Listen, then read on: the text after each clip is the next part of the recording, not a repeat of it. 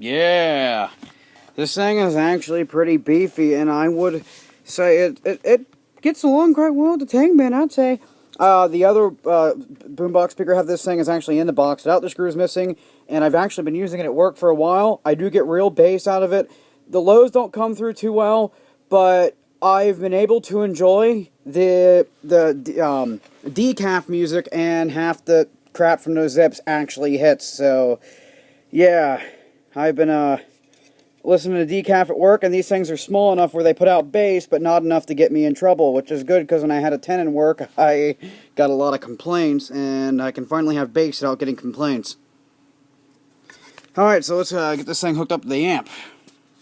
And my haircut so fresh, you know you love it. Lose your pocket knife and don't know what to do, but you need a knife you keep on handy?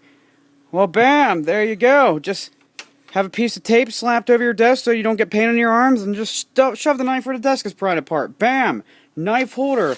Now I can open up my Amazon packet of contact control lubricant and cleaner. Now I'm going to overpower this thing like before. It's going to distort, like with the last small speaker I did.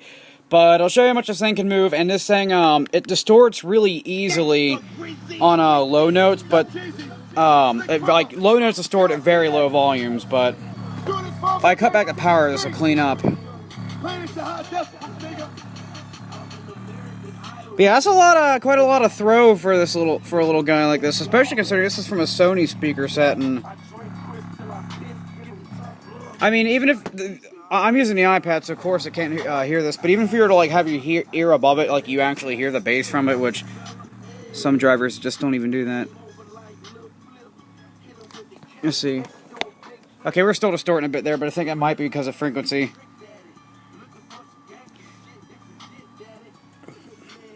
But yeah, I'll give you some more excursion, and then I'll drop it in the box with no screws, and you can hear how crappy it sounds.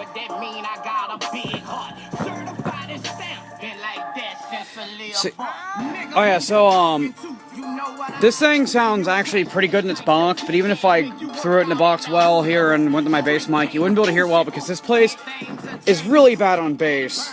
Like, it'd sound better just about anywhere else. The only place it'd be worse would be out in the open. Because, like, yeah, the walls reflect bass alright, and the floor reflects bass alright, but the problem is, it doesn't really resonate like a wooden wall would, and a lot of the bass travels up to the upper half of the house, and I don't end up hearing it down here. Actually, more of the bass goes upstairs than it goes downstairs, and that is one of the things that cripples the low end of my sound system. I love to be able to record video at 187 frames a second, but I don't know of any good capture software. This thing kind of sucks. I'm actually using GeForce Experience to record over this, so 75 frames a second will have to do.